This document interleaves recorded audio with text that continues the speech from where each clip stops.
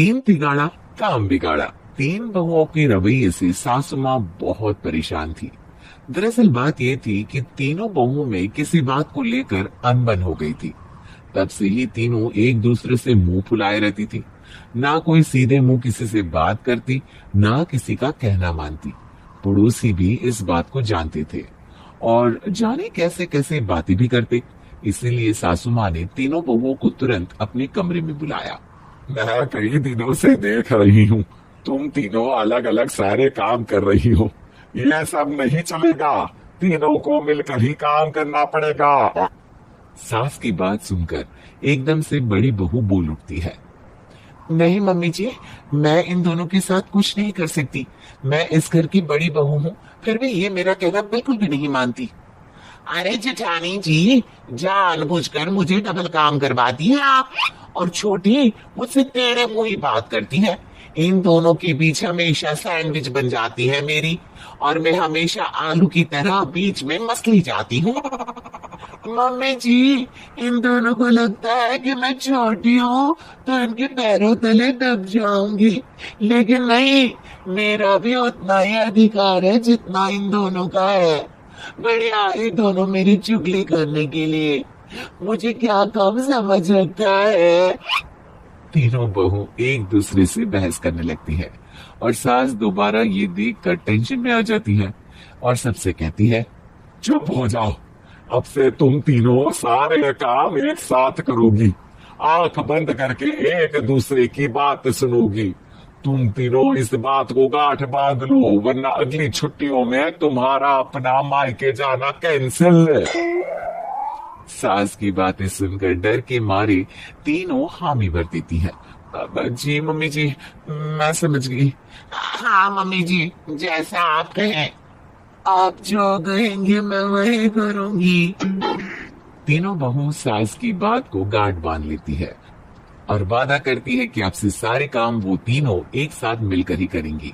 ये सब देखकर सास खुश हो जाती है और वहां से चली जाती है। नीचे जाकर वो देखती है कि घर में शर्मा जी आए हुए होते हैं।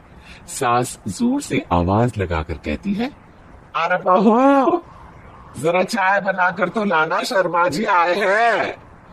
सास की बात सुनकर तीनों बहू तुरंत किचन की ओर भागती है और चाय बनाना शुरू कर देती है।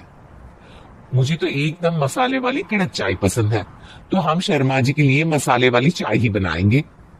अरे नहीं दीदी, गर्मी के मौसम में मसाला चाय कौन पीता है? मैं तो शर्मा जी के लिए इलायची वाली चाय ही बनाऊंगी। ये कैसी बात कर रही हैं आप दोनों? मेरी मम्मी ने सिखाया है कि मेहमान को ज्यादा दूध और शक्कर वाली चाय देनी चाहिए, वरना वो घर वालों को कंजूस समझते हैं। तो मैं तो शर्मा जी को ऐसी ही चाय दूंगी। तीनों बहुएं अपने अपने तरीके से चाय में शक्कर, मसाला, पत्ती सब डाल देती है। उबलने के बाद तीनों मिलकर चाय बाहर लेकर जाती है और शर्मा जी और सासू माँ को देती है। चाय पीने के बाद शर्मा जी सासू माँ को देखकर शर्मा जाते हैं और शर्मिंदा महसूस करते हैं कि आखिर उन्होंने चाय पीने के लिए हामी क्यों भरी।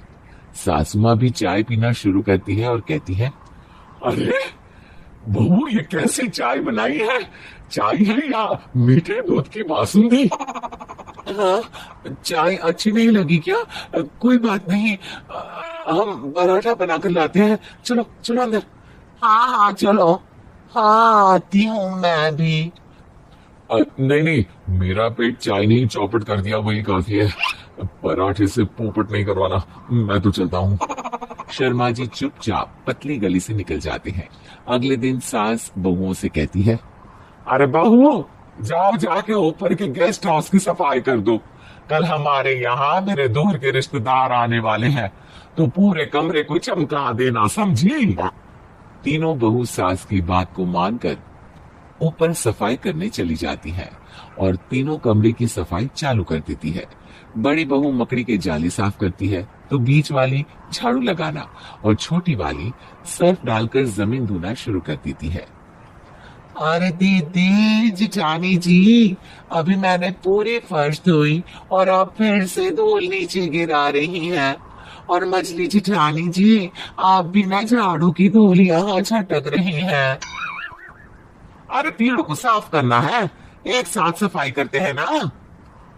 अरे वही तो, हम साथ साथ हैं, घर साफ साफ है।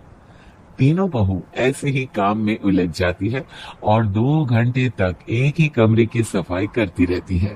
बहुत देर से अपनी बहुओं को ना देखने के कारण सास ऊपर कमरे में उन्हें देखने जाती है, लेकिन कमरे में घुसते ही वो गीली फर्श पर फिसलने के कारण नीचे गिर जाती है। मोरी मोरी मैया, हड्डी मरोड़ के रख दी, आए मेरी तो कमर ही टूट गई रे। तीनों बहुएं सास को उठाती है और बिस्तर पर सुला देती है। अरे मेरे हाथ पैर दर्द कर रहे हैं, दबा दो आराम मिलेगा। हाँ जी माँ जी। अरे जी जी माँ जी माँ जी। और तीनों बहुएं एक साथ सास के हाथ को दबाना शुरू कर देती है। माँ की तो चीख ही निकल जाती है और नतीजा ये होता है कि सास के बचे हुए शरीर में भी दर्द उठ जाता है।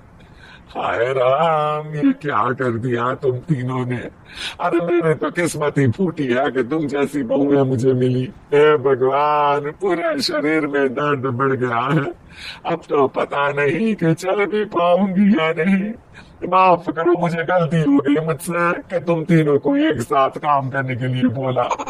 सोचा था तीनों मिलकर अच्छे से काम करेगी, लेकिन बड़े बुजुर्ग सही कहते थे कि 3 तिगाड़ा काम बिगाड़ा। तुम लोगों ने ये बात ना आज साबित करके दिखा दी। तुम तीनों को तो समझाना यानी मानो भैंस के आगे बीन बजाना है।